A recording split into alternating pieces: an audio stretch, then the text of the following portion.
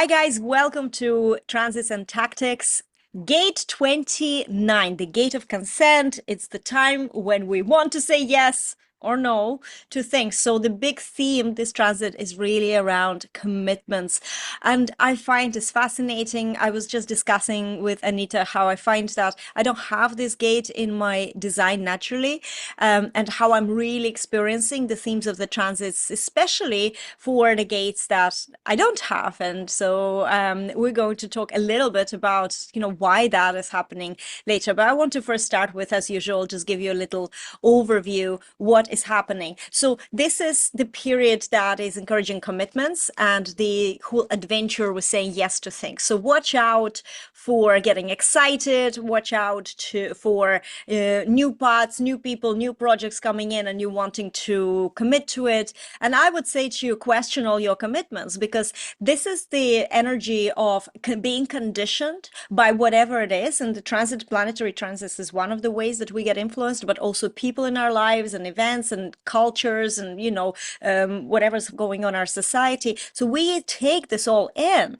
And this is the time when you have to make your own decisions when it comes to commitment, not based on the excitement or the fact that you're just carried away with this big wave of collective movement, right? But checking in with your inner authority and your strategy, and this is why human design, I think, is so empowering, so empowering, because it gives you power to be true to yourself. We all want to be true to ourselves, but we don't make these commitments. And I want to talk about one of the things that I really was like a big aha moment for me today. I am a splenic projector. That means I live in the now anyway. I sometimes laugh that my life is all in the now only. Everything else is a blur. Something happened, 2 weeks ago, and it's already a blur. And only now is the true reality. But when you're talking about the gate 29, this actually is about being really present and committing to something fully in the now, not being dragged to the past, because the past is already set in stone. It's nothing you could do to change it. The future, our mind gets, we are afraid sometimes to commit fully, because we're thinking, oh my God, that happened in the past. And in the future, where is it going to lead me? And so we hold back. But the future hasn't happened. There is no energy to say respond. This is a sacral gate. So there's no energy to respond in the future because it hasn't happened. The only true moment is right now in the now. And that's one of the big aha moments. And I thought to myself, yes, okay, I get this, because this is kind of how I experience this lifetime. But the other thing blew my mind.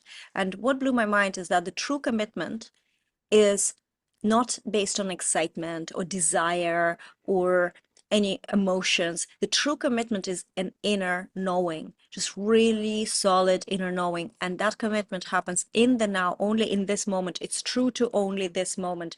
And it also requires 100% commitment.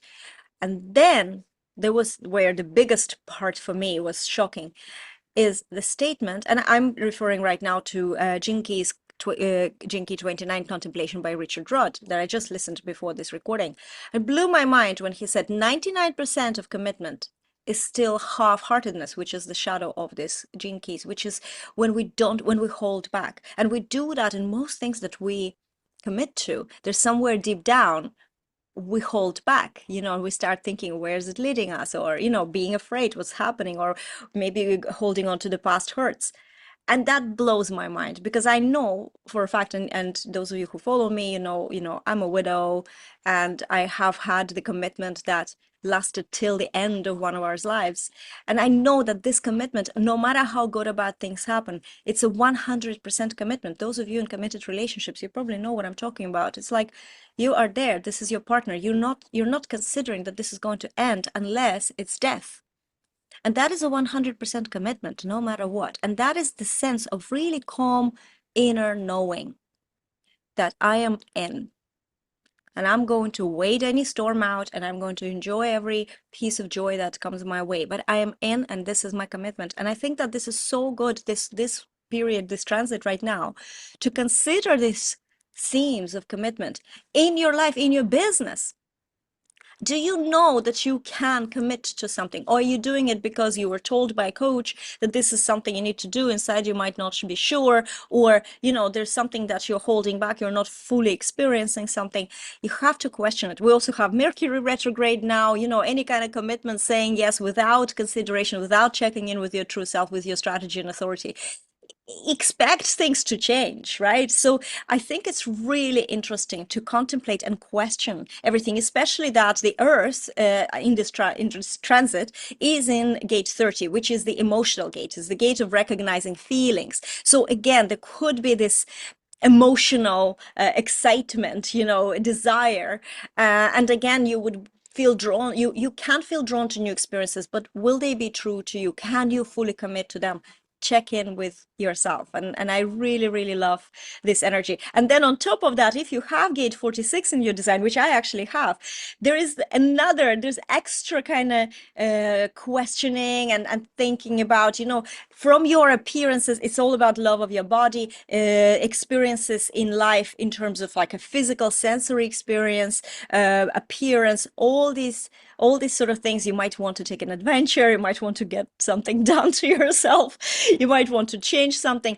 Remember, this is a transit yet again, so it's good. I think that this is the time to just discern in the now, is this my truth, or I'm just excited? And if it's not your truth in the now, right now, then maybe it's time to wait it out and see after the transit is finished if you're still feeling it, so it's kind of a bit of both. I know, Anita, you mentioned something and I asked you to hold off. You were talking about why, some of us who don't have this design, the gate 29 in our design, why we experience this, and also a little kind of thing about projectors. So I'd love you to talk about this and your own experience of the transit. Absolutely, sure. This is a super energy. I know I say that every week, but this is a really super energy. It's the energy connected to the sacral, um, which gives us the not enoughness feeling as projectors. It's not enough because if I'm not fully committed, I'll always be sitting on the fence or experiencing life halfway, or the glass half full or half empty. I'm never fully committed to anything. But it's also the energy for quit or don't quit. So with the projector, we take in this energy when it's in the transits, from the transits, and we amplify it. And if we're with someone with this energy, we take it in and amplify it. And one of the massive advantages to this energy in manifesting is that um, recognizing, number one, that you're committing to something that says yes. This is the energy where we might overcommit by saying yes to things that we need to say no to, and say no to things that we need to say yes to. So the whole universe, all the transits at this moment are saying, question the old rules that you've been holding, question your ideals. Which ones are now associated with your yes? Which ones aren't? Because when you get this energy right and harness it correctly, this is the energy connected to that 46 that gives you the ability to be in the right place at the right time with the right person at the right opportunity, and it really speeds up your manifesting. So it's amazing, like how great that is. And the other side of this energy is sometimes when you're half committed to something, or as you say with the emotional energy, I have the emotion center defined. You say yes based on an emotion, and you're in the activity a week later, an hour later, and you're thinking, oh my God, why did I agree to this again? And it's actually very natural when the emotion drives your yes instead of your actual inner yes. And as well as that, what happens with that lack of commitment is that we kind of quit just before we're due to maybe reap the reward of something. So this is the energy where, and I was reading Richard Rudd as well, is when you're not committed, you quit before the opportunity is complete, and it's kind of drives you into a cycle of continually attracting this experience until you complete it. So for business, this is an amazing time because Mercury retrograde is right on this. It's actually conjunct Mercury in that gate at the moment, retrograde. So it's saying just assess what you're doing, assess what processes or systems you're applying to your business, assess how you're applying to your business. Um, are you afraid to commit to your business? Are you afraid of the success that it will bring? And so the other side being, well, as soon as you commit, you know what? The energy is right there to support you. So for a generator, manifesting generator, 70% of our work population, when you're connected to that, yes, it like really elevates the manifesting. For us as projectors, if we know people with that yes, it's worth to meet them. It's worth it to meet them for coffee and to just sit down and know that you're borrowing that yes energy. And it can be really, again, very effective with the manifesting. Now, the reason we can overcommit with this is because this energy almost makes you no averse. You know, when people say no to you, you're there, what do you mean no? And do it anyway, right? Or if people or you feel compelled to say yes all the time. So if you have this energy, or if like Juliet and myself, we're being conditioned with this energy next week, be very careful what you're saying yes to. Because you can really like you can be borrowing someone else's yes instead of your own. And the other thing is that overcommitting, saying yes, take your time. My best friend with this energy has become, you know what? That's a great suggestion. Let me get back to you. And just take the time to establish, is it my true yes? Because as a projector, so we take in the sacral yes energy, amplify it, think their yes is ours, and it can lead to serious overcommitting for the projector, reflector type, and manifestor type, actually. All right. So that's always good to know for your manifesting. So back to you, Juliet.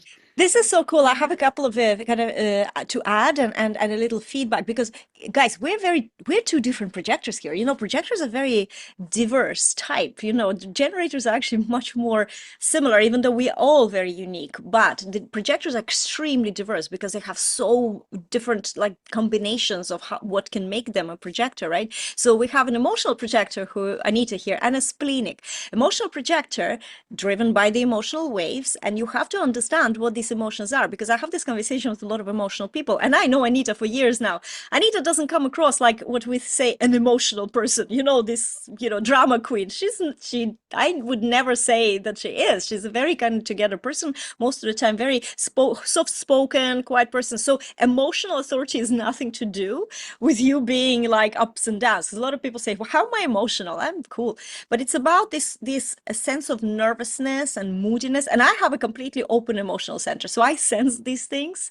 And sometimes I amplify, obviously, but with the human design experiment, the advantage is you get to notice when you are amplifying, and you can, you know, see that this is not yours, and you can kind of catch yourself in the middle of the drama thing. But I think it's really important. So one thing just to define when we're talking about emotional decisions, or, you know, based on this emotional gate, we're talking about the sense. Sometimes it can be feeling like a background sense of nervousness, just unease and nervousness, or it can be excitement, and also it's like a background thing that's always there. Are you're nodding, Anita? Is that how you're experiencing this?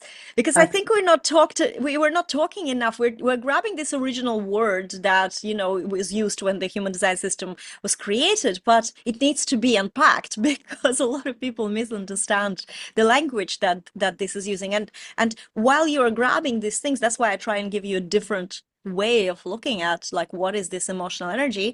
Then you need to align it and just watch yourself over a period of time and see how it shows in you. Maybe you have a different word that will sink in with you, like stay with you to describe what you're feeling, and that's how it all works, you know. And this is really interesting because I have felt a lot of nervousness in the last, you know, 24 to 36 hours, you know, and it's just there, you know. So this is coming from earth grounding something, like with this, all these commitments, all this saying yes that I might want to say, or, you know, thinking in the past. Like, this is the shadow always, the conditioning is always working. This energy, it's not just about something's presented and are you going to say yes or no? No, your head will be like, oh my God, I just got married 2 weeks ago. Did I do the right thing?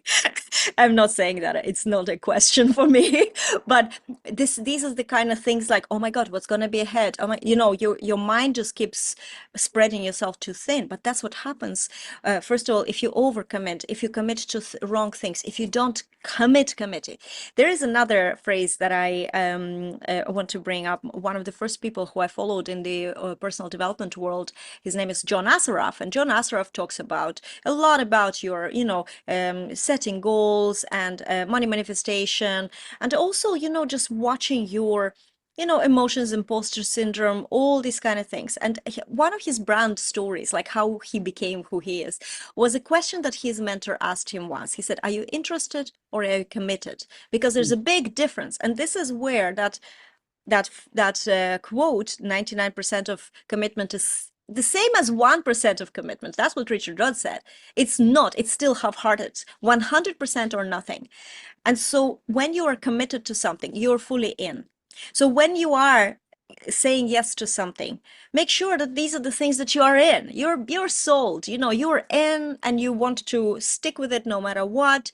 You're going to go through the motions. We're living also in the world that is very easily, we're quitting very easily, because this is a saying yes and again, saying no and quitting. It's the same energy. It's the two sides of the same coin, right?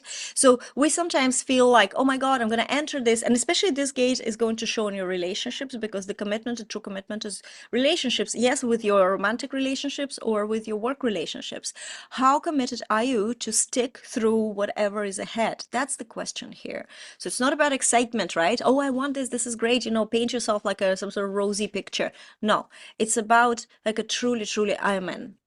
I'm in, Mm. and that's it. And yes, of course, it's also an energy of I'm out. Sometimes Yeah. we projectors, we know the invitation, it sometimes expires. Mm. So, and why I said that we're very different projectors is because, I was talking about this emotional energy. It's really, really good to always have this best friend saying, I'll get back to you, and Mm. not being, especially when you have any of the transits in any of the emotional gates, whether it's the sun or earth, because it's good for you to wait. And even if you're splenic like me, I know in the moment, I always know whether it's good for me or not. My mind can override easily what I know within me, but this inner knowing, calm knowing, whether it's a yes or no, it's always there. That's the splenic work. It's not like a yes or no of the sacral. It's very, very quiet.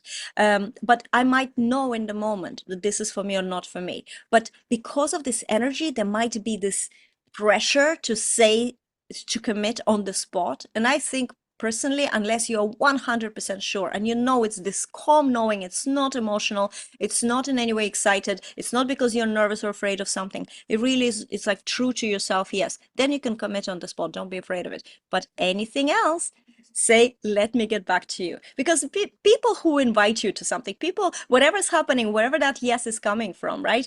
If it's a true yes, or if it's a true invitation, they can wait. They can wait. And in fact, I read somewhere about the emotional projectors, which was really, really cool. So if you don't have the sacral to straight away say yes or no, right? And it's an emotional wave, and how do you then know? It says it's really good to reject the invitation, the accepting invitation straight away by saying, I'll get back to you. Because if it's a true invitation, if they really want you and the goodness that you bring, they'll only be more excited to wait. They will only be more excited that maybe you'll come back to them. So it's kind of works in your favor. And us projectors, we try too hard, always do too much, right? So it's good to hold back, slow down to accelerate, reject so they want you more. This reverse psychology, be exclusive, let them be so happy when you finally do say yes, if it is true to you after, you went through emotional wave. And these are the things that's really, really cool to know about yourself, about others. So that's where this is why I do all this, what we're doing now. We're bringing you weekly transits, or, they're not really weekly, they're 6 days usually, and sometimes even shorter, depends on how fast the planets move. But we're bringing you this contemplations from two of us, so you can just watch your own life and watch what's going on in your own life. It's not about black and white and some sort of rules. We're not saying to you, don't say yes to anything or yes, say yes to everything. It's not about this at all. But it is about this awareness that what human design experiment is. And the awareness is power and a weapon and the way to accept the world. Yeah, absolutely. I agree with you. When you're aware of human design first, and then when you recognize or know your specific configuration or your specific way of expressing your energy, it just gives you that confidence that no matter what's going on outside of you, you know where you are and you Yes. know what your yes is. So, regardless of the uncertainty, knowing yourself this well really is like a superpower to allow you to kind of go, well, look, I know what my yes and no is. So, I have confidence that I can call it not to or yes to do something and be okay with it. And that's a big, big, that to me, I know I wish I knew this sooner, but it's a big advantage to be able to give people in this day and age when everything is so uncertain right now. Yeah. And especially with relation to work, because the work situation, as we know, has been changing gradually. Pluto is going back into Capricorn now in a couple of weeks' time until November. So we're really going to be, and you can see it with the kids, they want to do stuff they love. But I would say you need to take it a step further than doing things that you love. We're removing the old boy or the old controlling rules from our work. And let's use our yes instead. Let's use that inner Mhm. authority to determine what that work needs to be moving forward instead. Because knowing that you can honor your commitment and you don't find you're overcommitting because you're afraid to say no because you think they mightn't hire you. You know, you can get out of that dance of like crazy that keeps you, that potentially has sets you up to burn out. And you can just honor your yes as you go through and recreate your business in the way that suits you better and deal with your clients in a different way. And of course, that gives you the fast track because when you're following your yes, it's what the spiritual guru is saying, you're following your bliss. You're following the path that you were here to participate in. And this week's energy is saying, well, are you still sitting in the fence or are you grabbing the life by the horns and just taking it on? And it's amazing. It is amazing. And also, and again, I think that we're going like full circle to where I started with this thing that this week, it's not about just saying yes and whatever, even grabbing the life by its horns. It's very unique to you. And you have to really, truly 100% commit. And it has to be your truth for you to do that. But when you do that, that is everything unfolds. Like Anita mentioned, manifestations happen because it's aligned with you. This is bliss. It's not just some sort of surface level making decisions on a surface level. So it's a deep, deep responsibility that you need to take for these yeses you're saying. And I love that we sort of like finishing on the same note as we started. So guys, thank you so much for watching. We will see you on the next transit in Transits and Tactics, and have a fabulous way. Say yes to yourself. See you. Bye.